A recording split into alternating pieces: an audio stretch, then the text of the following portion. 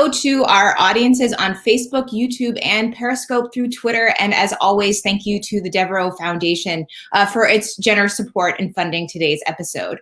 My name is Holly Morin. I'm a marine biologist and science communicator with the Inner Space Center at the University of Rhode Island's Graduate School of Oceanography, and I will again be your host today.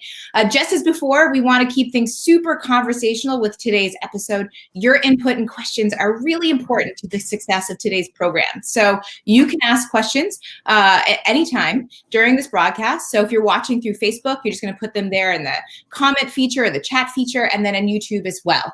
And we'll try to get to as many as your questions today as possible. I'm actually going to kick things off with a question for all of you today. Where are you watching from? What city? What state? What state? So just type those there into that chat box feature, and we'll get to them in a little bit.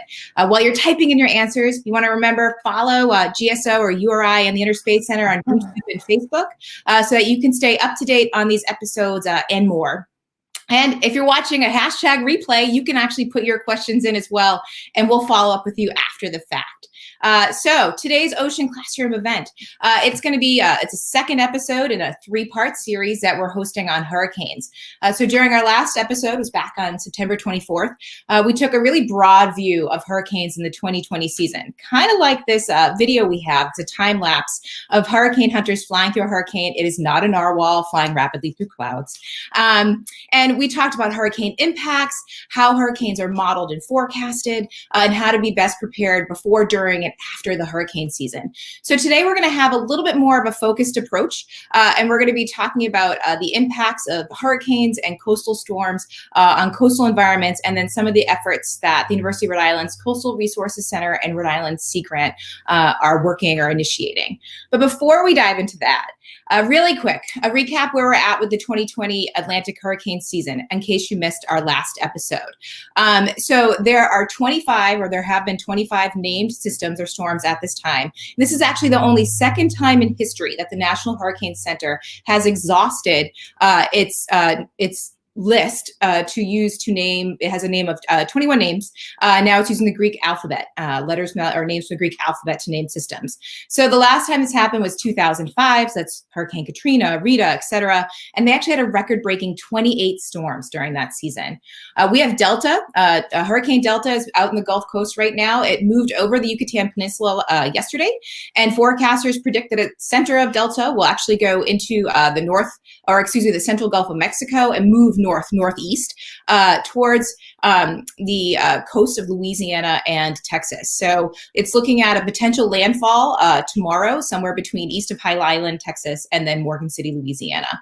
And they do expect it to intensify to turn into a major hurricane. So that's a Category 3 or higher on the Saffir-Simpson hurricane wind scale, with hurricanes greater than 110 miles per hour.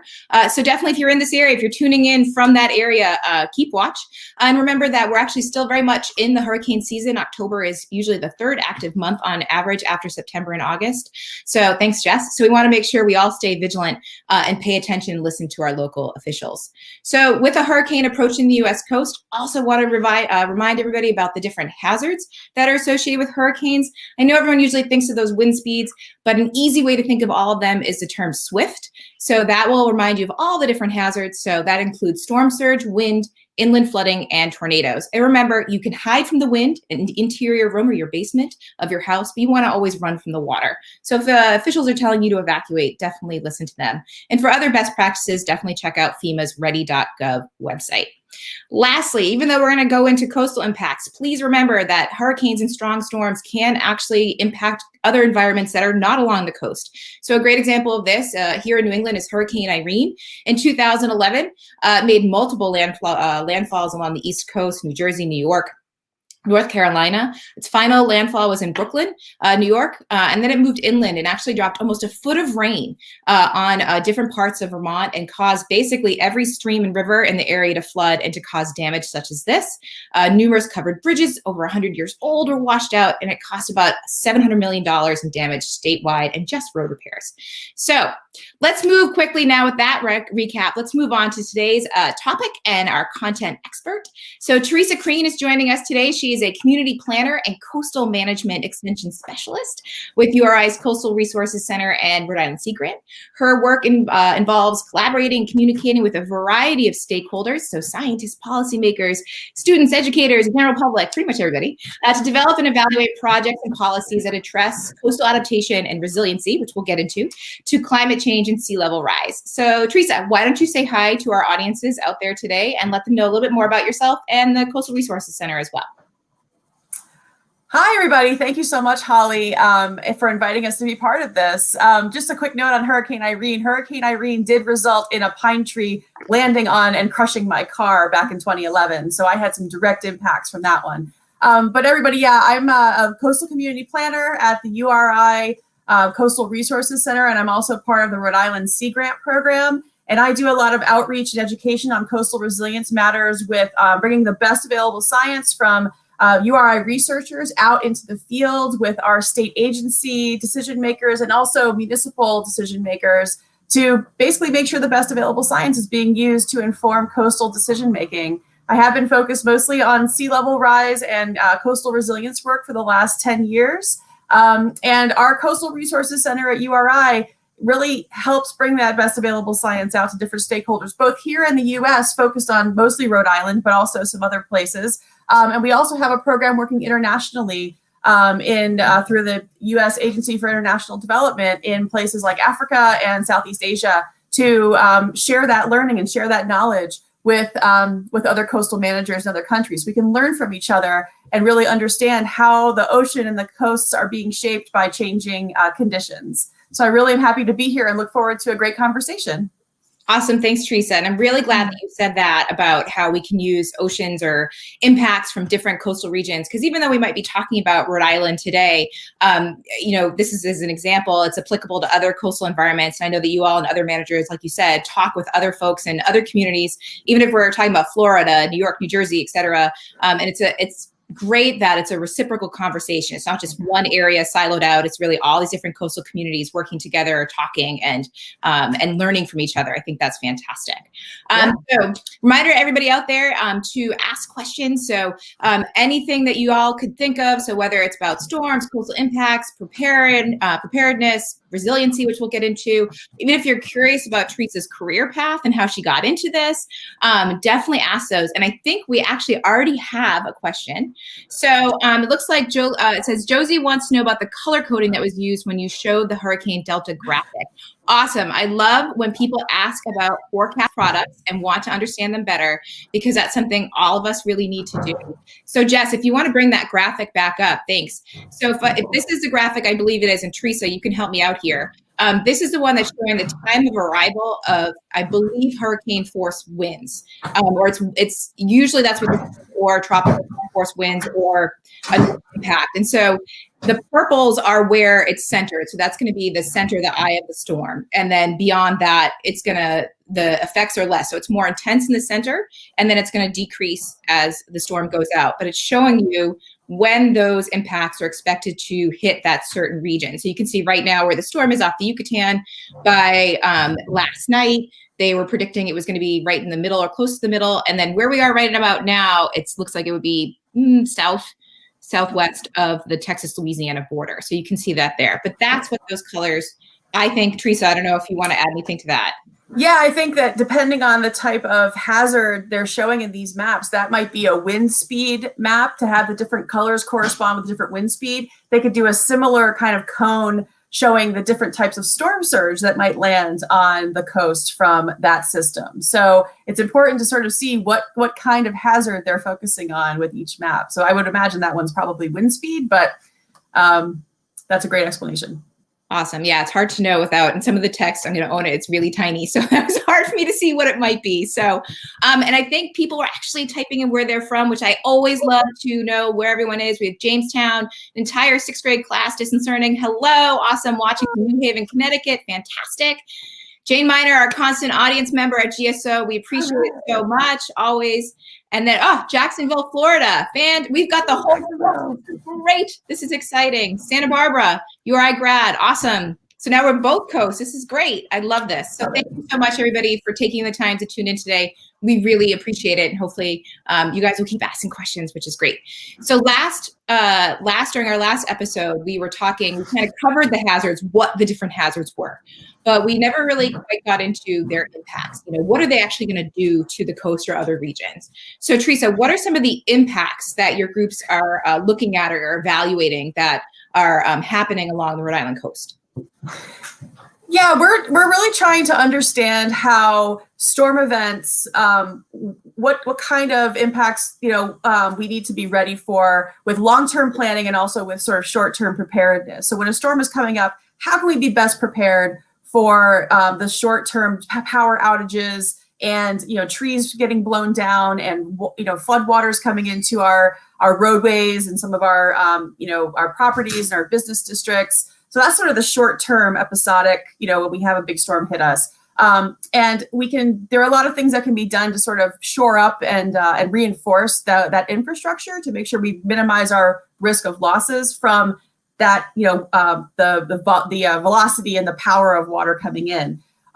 We're also preparing for coastal erosion. How is erosion changing the shape of our coastline and our developments that depend on some of our coastal areas? And the third subject matter that we're really interested in for long-term planning is sea level rise. So as the seas are rising, every time we get a storm, it's going to reach a little bit farther inland, result in water depths being a little bit deeper in some of our inland shore areas, and also cause more erosion along our coastline. So those three topics are really intertwined. And, there are what we call adaptation strategies to try to be a little bit more protected from some of those hazards as they hit us so that we don't lose some of our valued assets that we come to rely on in our communities. Awesome. Yeah. And if we go back, so I think most people are like, okay, flooding, inland flooding, we talk about that often with hurricanes, but erosion might not be something everybody thinks of. I know I was actually mentioning this to my son that we were going to talk about it during today's episode. And they're actually talking about erosion in his 4th grade class. So this is perfect. But what is, when we're talking about erosion, I know we put up the definition there. So, is it the assumption that with this increased rainfall or surge that there's an increased potential for erosion? And then does the type or shape of the coastline, when we're talking about all these different areas, does that then impact the effects of erosion in an area? Yeah, the soil type, the vegetation, the plants that grow on different areas, the amount of material, sediment, soil, dirt that's carried by runoff from either a big rain event that flows downstream, takes all kinds of particles, materials, dog poop, other kinds of sediment that carries that downstream. And also we get kind of coastal storm surge that can really chew away at some of our coastlines. And that video that you just saw, that's a coastline that has been really carved away from different, storm events and sea levels that have been just, eroding away and carrying away some of that sediment out into, in this case, Narragansett Bay. So there are lots of forces at work that move the sediment, the dirt, the material around our landscape from those two different water flows on our landscape. Awesome. So we have a very engaged, a very engaged audience. Have lots of questions. So Colleen has this question here. Is that why Block Island is eroding? That's from Logan. Yes, Logan, that is a really great observation. If you go out to Block Island, there can be waves up to 30 plus feet during a really big storm event off of the coast of Block Island. And there are some instruments out there that measure and monitor the wave heights out there. So when you see the south coast of Block Island, the Mohegan Bluffs, all of that is really carving away. So you've got the movement of that sand and sediment. And then when you get a storm hitting up against it, it just carries that material away. So there's a lot of work being done right now I'm not a geologist, but we have some really talented geologists out there studying every single piece of sand and how it's moving around Block Island. Good question. And then I'm actually a Massachusetts resident Rhode Island transplant. And then I own that, but I've been out to Block Island and there's the lighthouse that's there for folks that may not know. And that lighthouse, if I remember correctly, has already been moved, it's been retreated once, maybe more than once. But because of the erosion that's happened in that area. Am I right? That's correct. Yeah, that's correct. I don't know how many times or when the last movement was, but Cape Cod is another place where they've been known to, put these lighthouse structures on big logs and roll them back away from an eroding coastline. It's pretty cool. And you can probably Google that to see how it's done or YouTube it or something. Kind of blowing to think of putting a lighthouse on logs and rolling it backwards. It's amazing. It's an amazing feat of engineering. But yeah, that's a big part of this is how do we relocate structures on our coast that we value and we really don't want to lose? How can we get those structures from point A to point B to get them out of harm's way and keep them in use for future generations to enjoy? Definitely. So we have another question about erosion. So how can we limit soil erosion? I think that's coming from our 6th grade class, Avery, over in Jamestown. Great. All right. Good to see you, Jamestown and 6th graders. So there are lots of strategies and techniques that engineers and naturalists and botanists and coastal managers have used to use plant material to plant different seagrasses and other types of shrubs and trees to keep that soil in place so it doesn't keep shifting. If you guys see dunes when you go to the beach, you'll oftentimes see fencing around those dunes and plants that have been put in those dunes to try to keep the root systems in those plants can help keep that soil and sediment together and less prone to washing away when a wave comes up and hits it during a high tide event or a storm.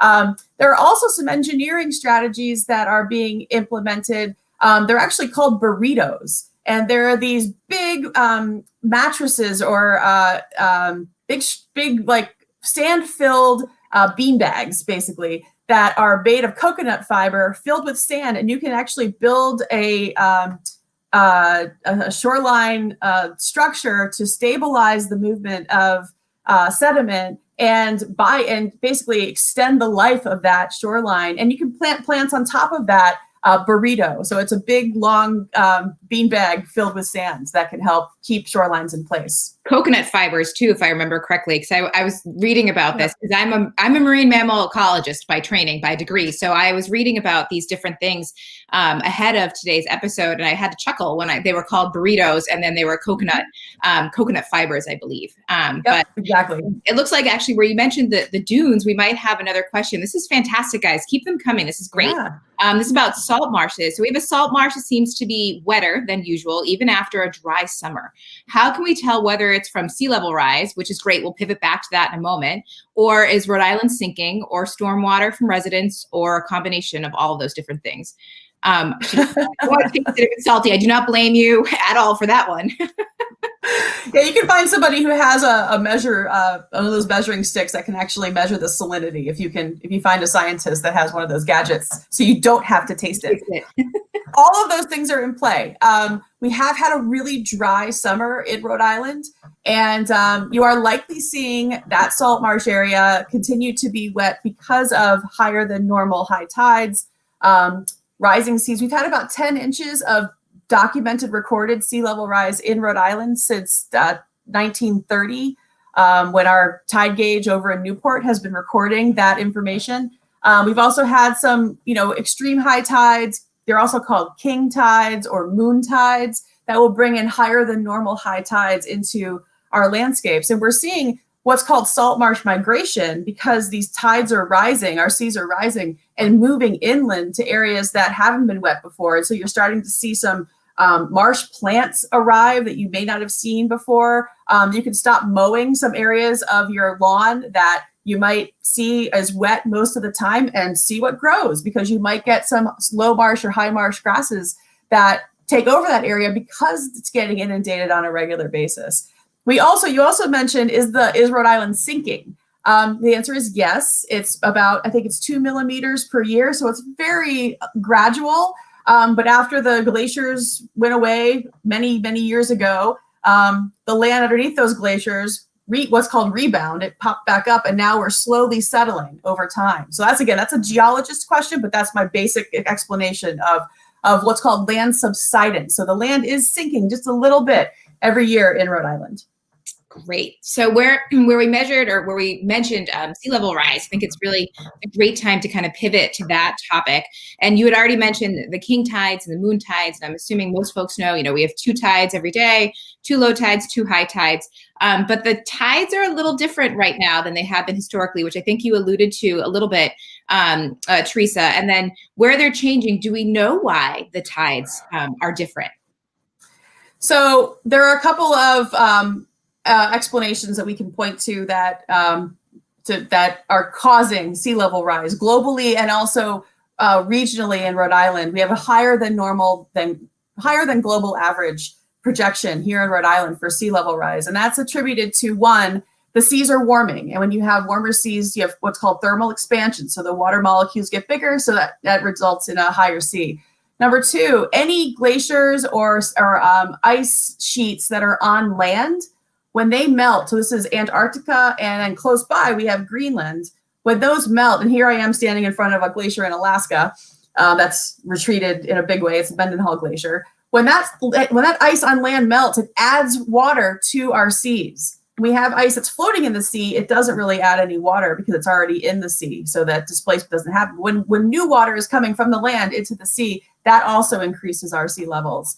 And then the third reason is that land subsidence. In terms of how we're experiencing sea level rise, as our land is sinking, that actually allows the water levels to seem like they are getting higher on the landscape of Rhode Island. There is also a fourth reason that I can't explain in detail, but there is a gravitational pull from Greenland.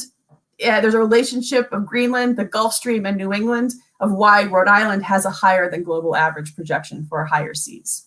Great. That's great. Thanks, Teresa. So we definitely want to plan for rising tides and sea level rise. And I think we actually have some questions that have come in. I think we're going to show a couple of them and then maybe do a combination answer here. So do any Rhode Island communities have a sea level rise adaptation plan as of yet? And then what about the coastal cities such as Providence and Boston? What are they facing due to sea level rise? So I think that's a great 1-2 punch of a question there. What are these cities doing, and do any Rhode Island communities have a plan thus far? Great questions. Oh, these are awesome questions. And the answer to the first one of do we have adaptation plans? The answer is we're working on it. And a lot of the cities and towns, we have 21 coastal cities and towns in Rhode Island. Most of them have at least a chapter in their comprehensive plan, which is like the blueprint for a town that the towns have to adopt to get into like land use planning. They have to have a section in there that talks about climate change and natural hazard adaptation. So that's embedded in most of our plans now. So that's sort of managed by our state government too. And a lot of the towns now are going a step further and saying, okay, we have neighborhoods or business districts that are at risk. So what are we going to do about that? And so there are different specialists and partners that have all kind of gotten together to really think about what do we know, how have we mapped the risk, and what are we going to do about it? And what kinds of projects can we start to fundraise for to, again, minimize our risk of losses from future hazards and improve our overall resilience? And what makes sense for spending money? How are we going to spend money in a way where we're not just watching it wash away with the future tides? Let's spend money in a way that's really smart, and so that we can be more sustainable and resilient in the future.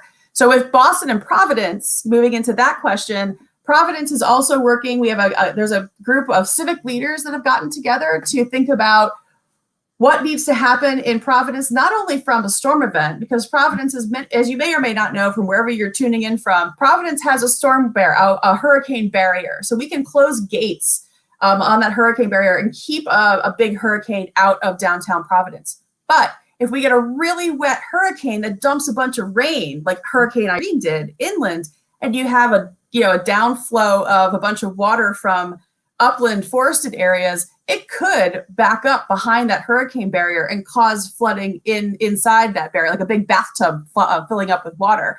So a lot of planners and engineers and civic leaders in Providence have gotten together to really talk about this and what buildings, what public spaces are potentially at risk of flooding. Yeah, in places like Boston too. that bathtub effect, if I remember, that's what happened, because I used to live in Galveston, Texas. And that's what happened with Hurricane Ike, if I remember, is that you had the storm coming in and impacting. I think that's what a lot of people remember, the imagery of this, the seawall area and everything that got basically deposited and ruined right along that barrier. But then the water came around and filled in Galveston Bay on the backside. And then that's what came in and flooded actually the downtown area. So it's not just the coast that you have to think of. I think that's a really fantastic point, Teresa, is that when you have rainfall or just water coming from various directions, there are lots of different sources that can cause flooding or cause an impact. And speaking about that, we actually have another question about impacts. And so this question is looking at organisms. How might the changing of the marshes, ooh, I love this, and coastline impact shorebirds? Oh my gosh, what a great question. So as you probably know from your question, that there are definitely shorebirds that rely on dune systems and different grasses that grow within dunes. So if those dunes go away, some of those nesting sites for those birds will also go away. And then piping plover is one that we manage for up here in New England. The other sort of target species or organism that is a huge concern in our salt marshes is the salt marsh sparrow. That's a ground nesting bird that nests in salt marshes in New England. And with rising seas, they could lay their eggs in a clutch. And if we had an extreme high tide or rising seas over time, those nests can be flooded out, and then the eggs don't hatch. So there are definitely some target species, and then also with shellfish and sort of our other fish and shellfish species that grow within salt marsh complexes. Of course, a lot of shorebirds do rely on that as a food source. So we have to really think about the whole ecosystem and the systems that supports. Yeah, and then if folks are interested actually in learning more about that salt marsh ecosystem and the different players, we actually I chatted with Ed Baker, I think 2 weeks or about a month ago or so, 2 episodes ago, and we were looking at salt marshes and their role in ocean health. And so all of these Ocean Classroom episodes are actually archived online to the URI GSO website. So if you folks are interested, the person that asked that question and want to learn more about shorebirds and salt marshes, definitely check out that episode as we talked about that ecosystem then. So it looks like Teresa, we're getting lots of questions about preparedness. So I know we were going to chat about, how people can understand sea level rise and flooding and what they need to do. I actually know we had actually put up URI GSO, the Twitter feed had a poll that we ran asking if individuals knew if their property was in a floodplain. I know when we were chatting about this, I said, I don't even know if I'm in a floodplain. So I know you can go onto the FEMA website if you don't know and go check this out. But you had made a note that the FEMA floodplain maps don't include sea level rise. So are there other tools or other assets or resources that folks can look to understand sea level change or sea level rise change or in their area and what they might need to be prepared for or what to do? Yeah, so first of all, for short-term preparedness, to reiterate a comment that was made in last week's episode, the first 72 hours is on you. So get a kit together, be prepared in your own household. There it is. There's the emergency supply list checklist. It is so important that we don't get storm amnesia and forget that we've been through some of these storms in the past, whether it was Superstorm Sandy up here in the Northeast, or if it was Hurricane Harvey down in Texas, or any number of storms that have touched upon Florida, the Gulf Coast, and others. So we have to be prepared for that short-term power outage and other impacts. And longer term, we're looking at sea level rise to consider. If you buy a house today, is your house going to be dry over the course of a 30-year mortgage? If you finance your home over the course of 30 years, will your property, and especially the roadways leading to your property, will you still be able to get to your house in 2050 with rising seas? And that's where we have a tool online called Storm Tools here in Rhode Island.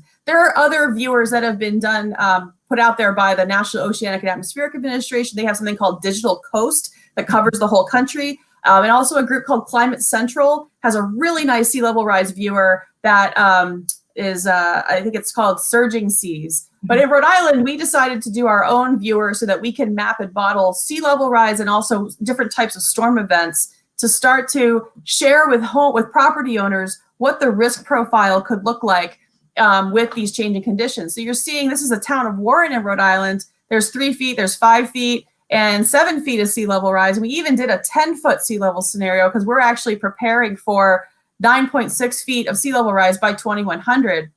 And then if we think about storm events, this is what a Hurricane Carol 1954 did look like in Rhode Island. And then we also added a 2-foot moon tide on top of that to help communicate to different property owners in that area what their risk looks like. So we really are hoping that Rhode Island residents will get to know these maps and tools to be able to make informed decisions for both that short-term planning and also what are we going to do about these areas long-term? And that's really more of a coordination with the town and the state government to figure out where we're going to spend money on roads and bridges and sewage treatment plants and all that support infrastructure. Great. And I'm fairly certain that the link to the Storm Tools website is most likely being shared in the comment boxes in both YouTube and Facebook. And so that's awesome. Folks can definitely go check it out. And you can actually play around with it as well. I was doing that actually a couple of days ago. It's a great tool to experiment with and learn more from. But we have some questions that we definitely want to get to that folks were looking to ask some more about preparedness. So let's take those right now. And again, the different links to check those out of all the different resources that are available. But I know one of the other ones, or when we're talking about preparedness, we're actually talking about resiliency. Oh, here we go. So what is the most, we'll get into resiliency in a second, Teresa. What is the most worst dangerous part of SWIFT? Fantastic that we're using that acronym. What items would you need to put in your emergency kit, Teresa? So what do you think? In my kit, I have different types of batteries. I have several gallon jugs of water. I have canned food. I've got flashlights. I've got a first aid kit, Swiss Army knife, that kind of stuff. Yeah, and then the other thing I always tell people to remember, goodness, I can't talk today. So is to remember to put gas in your car ahead of a storm event. Go get some cash, even though I know a lot of us travel without cash, but if the power goes out, you won't be able to use your card per se somewhere. So it's nice to have cash and always charge your devices. So charge your cell phones, charge your laptops. Otherwise, you might be stuck in your car and you don't want to go down that road. But yeah, lots of great advice though on the FEMA website as how best to be prepared. And I know we're approaching that half-hour mark, but really quickly, the one thing I wanted to point out that we kind of talked about before was those GREEDOs and coastal resiliency. And just so folks know, Teresa, what does it mean? I know green infrastructure is kind of a buzzword that comes up as well. What is meant by that? Yeah, so green infrastructure is meant to be installed in our landscape next to what we've referred to in the past as gray infrastructure. So you guys will go out on a roadway, you'll see a storm drain, you'll see a gutter, curbing that leads to storm drains on asphalt. Green infrastructure is more associated with rain gardens. So how can we use plant materials and topography change and digging ditches or swales in the ground and planting those with plants to direct stormwater into those natural areas that are designed and engineered to filter stormwater. So that's what we refer to as green infrastructure. How can we take what used to be gray and highly engineered with man-made materials and plant natural systems to collect that stormwater, filter it, and before it gets discharged out into a salt marsh like this one or to other water bodies, to manage drainage and help improve our water quality and really try to filter out that what's called the first flush of pollutants that might get carried in a rainstorm across our landscape. So transitioning things from gray to green, I really like that. Maybe that's a challenge for that 6th grade class. You all could think about how you might engineer, especially out in Jamestown. Maybe there are some places that flood during rain events. Those are those nuisance tides that happen, or during high tides. You have flooding events, and maybe you guys think about how you might be able to engineer that space in a green way that would help reduce the flooding and also protect those areas from having pollutants flow into them as well. Great. So speaking of homework, this is where we wrap things up, and you guys have been a fantastic audience today. Lots of great questions, great energy, loved it. And hopefully you've all learned something or appreciate the power of water now and the potential impacts of associated in the coastal zone associated with flooding and erosion, and the work that Teresa's groups and other folks that you work with are conducting to help out here, not only in Rhode Island, but pretty much anywhere coastally. But some homework, because we are back in the school year swing of things. things. And Teresa, you had some really fantastic ideas, and I know we have that sea level stick behind you. Or are people wondering what the blue post is in the background? Why don't you share some of your ideas about how people can learn more, or how they can contribute to learning more? Or I know that we have some ideas about how they can provide some photos maybe about tides and sea level rise. Yeah, so I did this. I painted this stick at home. This is like $7 at Home Depot, and then just painted 6 feet of different blue colors on it. I did create some DIY instructions that you can download, and basically I wrote on here the year projection of when sea level is likely to happen based on the curves that have been put out by the National Oceanic and Atmospheric Administration. So you can hold this on like the debris line after a high tide goes back out into low tide. The rack line, yeah, where the high tide. Rack line, yep. And then, here we go. And then you can basically say, okay, we're expecting 3 feet of sea level rise by 2050. What is that going to look like? So in this case, it's going to be about waist level, and that edge of that marsh that you're seeing here at low tide will be 3 feet higher at high tide. Here it is at the same marsh at high tide. So put 3 feet of water on that. So it helps visualize what areas, what parts of the landscape would likely be underwater in the future. So it's just a way to visualize that. So you can certainly do this with any kind of stick you can find, and paint different, you can just use tape to put different levels on it and hold it next to a coastal area and envision what it's going to look like in the future. I can see funky duct tape. That's what I can see somebody doing at the Yes. Be creative. I have PVC pipe, 12 feet of PVC pipe that's like going to be sea level stick 2.0 that I still need to paint, but it's we're getting creative with this. I like how you also coordinated your rain jacket with your stick. It was kind of an accessory to your whole ensemble. The other tool is MyCoast that we wanted to mention. So this is actually a crowdsourced or a citizen science almost tool online. So mycoast.org/Rhode Island or RI. And you're looking for folks to take pictures during tide events? Yeah, we have high tide events that happen, especially king tide events that happen several times a year. And in October, I think starting on next Friday, October 16th, we have another series of really high tides. This is across the whole eastern seaboard that you can do this, probably around the whole United States. But in Rhode Island, we're going to see those higher than normal high tides next weekend. Go out with your camera and your phone, and this app called MyCoast geolocates you. It puts a little map and sort of all the weather for that day, where you are in relation to your nearest tide gauge and high tide. And then your photos get uploaded, and we can use those to help validate some of those maps that we showed earlier, to say this is really happening today. This is not fiction or just something we were showing on a map or a model. This is real, and the pictures really are helpful in communicating with different people in some of these high risk flood areas. Yeah, I think that pictures, they always help support a story, that's for sure. Yeah. So definitely, if you go out and do that during a king tide event, be safe.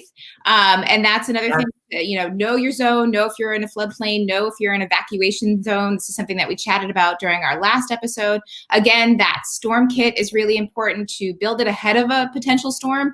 You don't want to be throwing everything together when a hurricane is coming your way potentially. Also remember to maintain it. Don't just put it together and leave it there. I had that happen, and one of our jugs of water actually leaked, and then we had mold grow. So don't do that. Make sure you actually check on it, replace your stored food and water about every 6 months or so, and keep a supply of fresh batteries, etc., in that kit. You might want to also look to fire and waterproof containers as well. But a lot of this information on preparedness is available from that ready.gov website. So for anyone that's interested, definitely check that out. But otherwise, thank you so much, Teresa, for taking time today to share your expertise and knowledge with everyone. Thanks to everybody behind the scenes that makes these shows run. You know who you are. And thank you to the Devereux Ocean Foundation as well for their continued support. And lastly, thanks to our audience. You guys were fantastic. All those great questions that you had throughout. And if you have more, you can definitely, again, type those in after the fact. And Teresa or myself or somebody else will definitely cycle back and get back in touch with you all to make sure we answer if you have any other lingering questions. Check out the different websites. I know a lot of links have been shared in the comments section. And then remember that there is another Ocean Live program, or Ocean Classroom Live program, that's going to be focused on hurricanes, coming up on October 22nd. Now that episode will be at 4 p.m. Eastern time. So make sure you note the time change on that. And we will be looking at hurricane modeling and predictions in a little bit more detail, which would be great. So again, Teresa, thank you so much. This was fantastic. Follow along with URI, GSO, IC. I know Rhode Island Sea Grant has social media, as does the CRC. So there's another one to add to your cadre of sites that you might be following along on social media. And then stay tuned. If there are other topics that you all might be interested in, definitely let us know and we will get to those. I know there's a form that's shared after the fact, so fill out that feedback form if you don't mind. And otherwise, thanks again. Please be safe, be well, and have a great day. Thanks so much. Thanks. Bye. Thank you.